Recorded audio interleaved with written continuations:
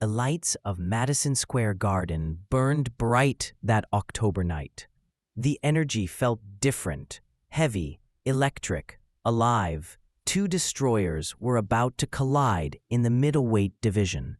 On one side stood the machine from Kazakhstan, Gennady Golovkin, the undefeated wrecking ball whose power had become the stuff of nightmares.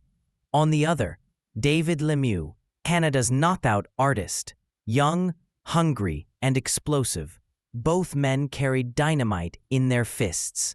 Both came to end the other. The fans could sense it. This wasn't going to last 12 rounds. It was a collision waiting to detonate. As the national anthems faded, tension filled the air. The crowd roared when Golovkin entered, calm, expressionless, gloves steady at his sides. Lemieux followed, eyes fierce, his chest rising with adrenaline. He knew what people were saying, that he couldn't match Golovkin's precision, that his only chance was to land early. But pride and power made him fearless.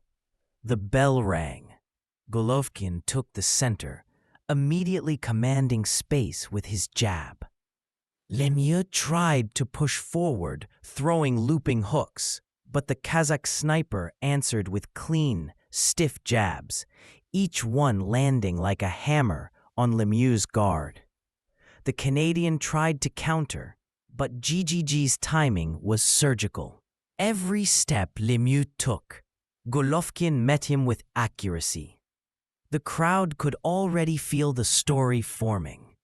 GGG wasn't just powerful, he was methodical. Lemieux wanted chaos. Golovkin brought control. As the round ended, Lemieux's corner urged him to move, to risk it all. But as the camera zoomed in, GGG's calm eyes told the truth.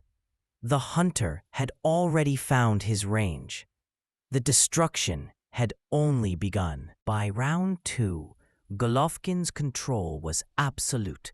His jab became a weapon of domination, snapping Lemieux's head back every time he dared to step forward.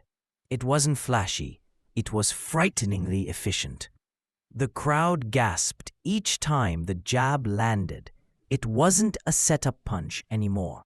It was the command center of Golovkin's offense. Lemieux's aggression started to fade, replaced by confusion. Every attempt to close distance ended with punishment. Golovkin's footwork was subtle, ghost-like. He didn't run, he stalked. Step right, jab. Step left, jab. Lemieux couldn't find him. His power shots whistled past air while GGG's gloves popped against his face with military precision. Every thud echoed like a warning.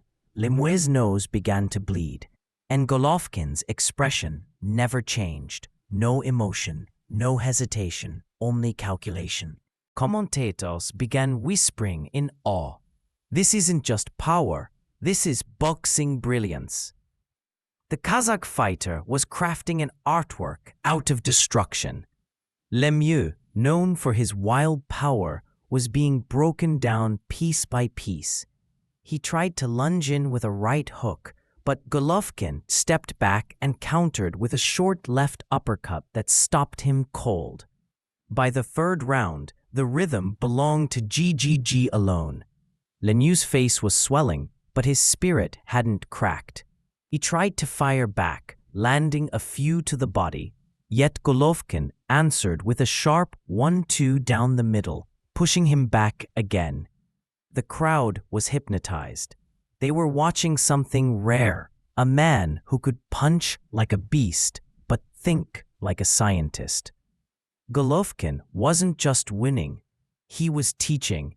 Every jab, every pivot, every feint was a lesson in beautiful violence. Round 4 opened with Lemieux knowing he needed a miracle. His corner's voice was urgent. You've got to take chances. He stormed forward, swinging big, but Golovkin met him with the same cold precision. Jab, right hand, left hook. Each punch connected with punishing clarity. The thuds echoed off the walls as the crowd's excitement turned into awe. Lemieux was brave, but he was drowning in GGG's rhythm. Then came the right hand, clean, straight, devastating. It cracked against Lemieux's jaw and sent a ripple through the crowd. Lemieux staggered but didn't fall. His heart kept him upright, but his body was faltering. Golovkin, emotionless, moved forward like a machine, firing the jab again and again until Lemieux's guard split open. His face now showed the cost of courage. Blood dripping, eyes swelling, defiance fading. Still, Lemieux threw back. The fans rose, cheering his will to fight, but Golovkin's counters were merciless. A jab, a hook to the body, a looping right that found the mark again. The round ended with Lemieux wobbling but refusing to break.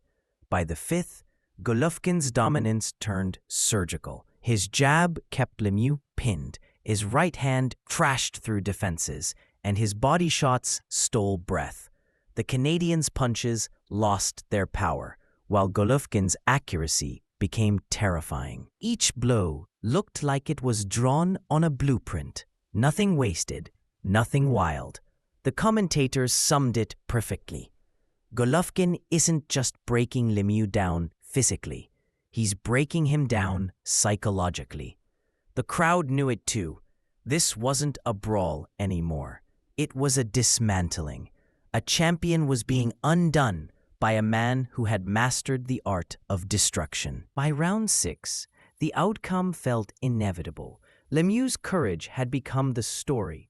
His refusal to quit, his stubborn march forward despite being outclassed. His face was battered, his movement slowed, but still, he swung. Golovkin met every attempt with precision, his jab still sharp, his right hand still merciless. The fight had become one-sided, yet the atmosphere grew heavier. Everyone knew the end was near.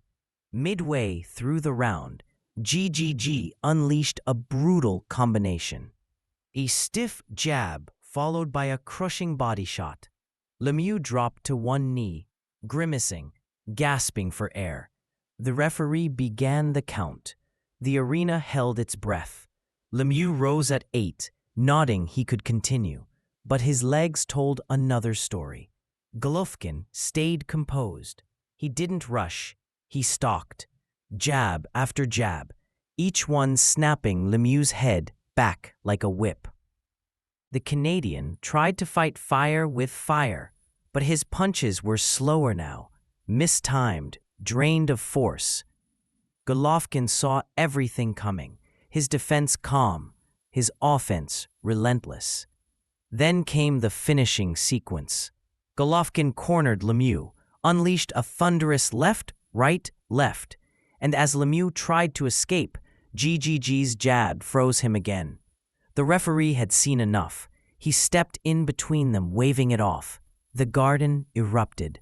Technical knockout. Golovkin raised his gloves with quiet dignity. No showboating, no roar, just respect for his fallen opponent. Lemieux stood tall, bloodied but proud, as the crowd gave him a standing ovation. He had fought with heart, but tonight belonged to the surgeon from Kazakhstan, the man who could destroy without chaos. As the dust settled, the atmosphere in Madison Square Garden transformed from chaos to reverence. Fans didn't just cheer, they stood in appreciation. They had witnessed not just a knockout, but a masterpiece of boxing intelligence. Gennady Golovkin had done the impossible. He made a feared puncher look powerless. In the post-fight interview, Golovkin smiled softly and said, "This is boxing. Smart fight, not street fight." The crowd roared at the simplicity of that truth. That was his genius. the power of a destroyer controlled by the mind of a mathematician. Lemieux, though defeated, earned respect. He had refused to fold, refused to back away from the storm. His bravery was undeniable, and even in defeat, he walked out a warrior. The fans cheered his name, their applause echoing the respect between two men who shared blood, pain, and honor inside the ring. For Golovkin, this victory became another piece in his growing legend, another reminder that he wasn't just a knockout artist, he was a complete fighter. His jab, his timing, his calm, everything about his craft was surgical. He had unified titles, silenced critics, and left a message for the world. Power means nothing without discipline. As he exited the ring, he looked up once more at the roaring crowd, gloves raised, eyes calm, the embodiment of control. That night in New York, Gennady Golovkin didn't just win a fight. He carved his name deeper into boxing history. A night of dominance, a night of beauty, a night that proved why legends are built, not born.